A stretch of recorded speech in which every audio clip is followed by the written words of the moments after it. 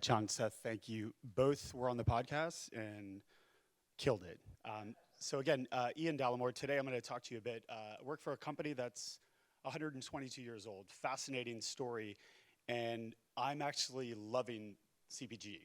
It's a new product, which is crazy, but it's a new product that's really starting to enter in this space, and I think a lot of it has to do with where we fit in this universe now, right? Whether it's programmatic, we're going to talk about creativity, and then we're going to talk about measurement and attribution. So again, Lamar, largest out-of-home company in the US. I jokingly say, someone asked me in the audience, like, well, who's Lamar? And I said, well, do you drive around with your eyes closed? So over 300,000 billboards, but most specifically what I'm going to talk about today is our 4,700 plus roadside digital billboards. This was the most recent Harrison poll comment, but so often we're thought of as just a brand media. And yes, that is true, but one of the other big parts of our growth and change and innovation really is around, we're a core media buy. So if you want to audience target, if you want to trigger based off of data, creativity, if it's raining outside, how does my product resonate and relate? And then specifically, what is my audience segmentation and how do they move about the market?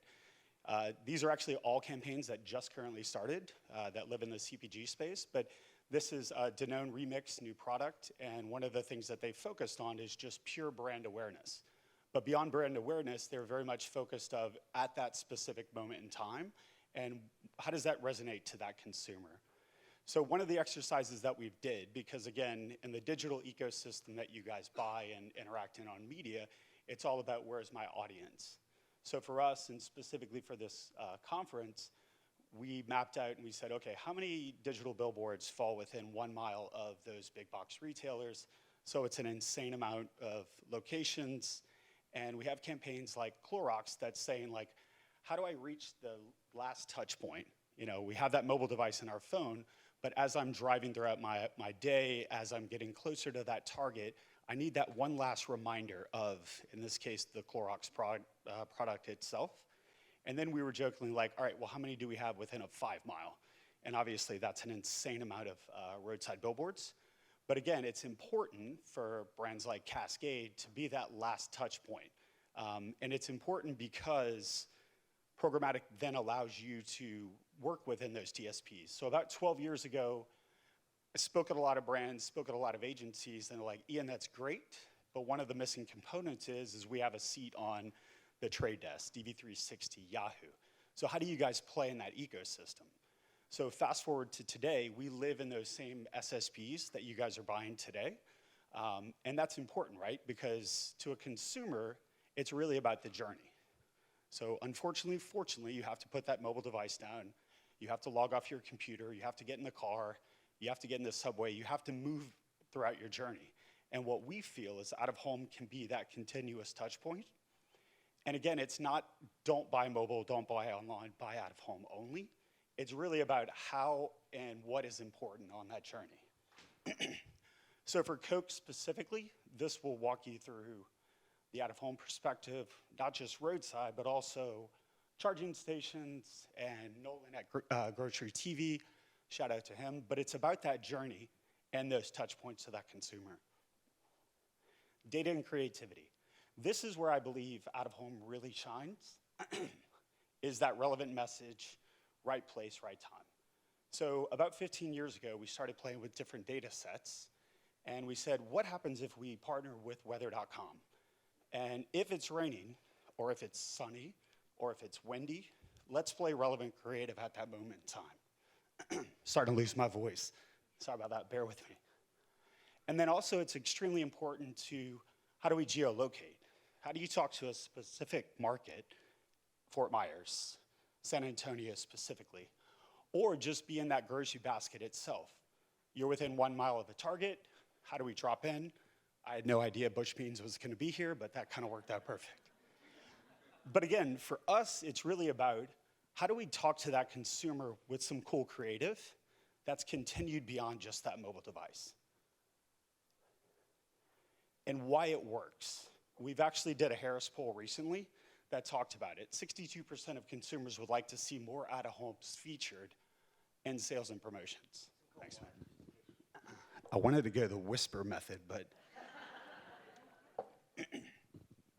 Thanks for bearing with me. So measurement and attribution. Again, as we went along the programmatic journey, that was key, right? That was the other big finding, is, well, you can't really measure out of home.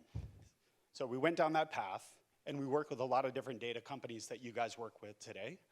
So how do we identify consumers that are exposed to out of home, and do they end up at a specific grocery store? Survey attribution, how do we hit those consumers that were exposed? And then how do we add in a brand lift component? And then my new favorite is conversion pixels. So how do we take devices that are exposed to out of home? And again, we understand that we're not one-to-one, and that's important, right? Out of home has its place. But via programmatic, via data, we do understand that we're one to audience segmented or one to few, and that's key, right? So just to kind of give you a visual, what we're doing, again, Lamar, other out-of-home companies, we're not specifically collecting the data ourselves, but what we're doing is we're passing over those timestamps, and then we're passing those over to the DMPs. From there, obviously, they're collecting those devices, anonymous devices, obviously, through those third-party providers. And then this is what's the most important slide. When I talk to the trade desk, when we talk to DV360, again, the amount of devices that drive past and are exposed to out of home are massive. Now, if you were just buying out of home, that's a lost opportunity. But most importantly here, what we see via programmatic is when we see brands and agencies retargeting. So how do I take that device that was exposed to that Land O'Lakes ad and then retarget them, whether that's social, mobile, CTV? That's the key component. Because again, none of us woke up in the morning and said, hey, can't wait to get hit with that ad. It's really about how do you delight and surprise me on that journey, and the retargeting side of it and where you hit that consumer is the most important part. You can find me after. There's a handful. We have about 30 plus CPG clients, big box retailers, case studies that we've utilized, those same tactics, and how we're exposing, whether it's Nestle Coffee and even DoorDash itself. And then the shameless plug, if you want to be on the podcast afterwards, it was something that kind of birthed 3.5 years ago. Now we have over 35,000 listeners. So it's something kind of cool well and beyond out of home. So again, I'm very grateful. It's nice to be at a conference where I get to sit back and listen and learn so much. So that's what I am intrigued about here. But I feel that there's a place and moment where out of home needs to be a part of that core media buy. So thanks everyone for your time, and enjoy your coffee.